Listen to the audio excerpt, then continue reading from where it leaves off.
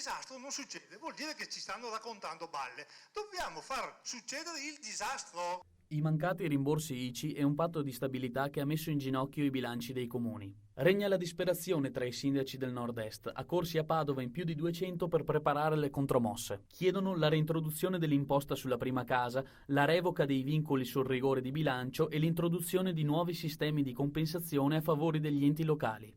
A guidare il movimento è il vice sindaco di Crespano Antonio Guadagnin. Allo stato attuale i comuni non hanno capacità di finanziamento, non hanno capacità di spesa, tolte le spese fisse i nostri comuni non hanno risorse da spendere, quindi è un ente ormai che non ha più nessuna funzione politica.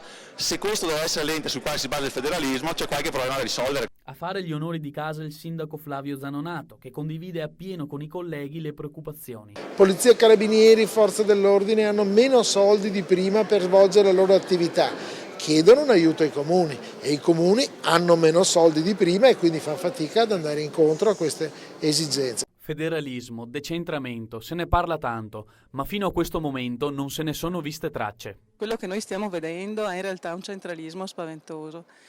A noi vengono trasferiti effettivamente gli oneri, i costi, gravano sempre nuovi servizi a carico dei comuni, l'ultima è quella che dovremmo essere noi a comprare i libri per le scuole primarie, è una follia totale e quindi lo Stato si sta via via invece riducendo gli oneri di per sé.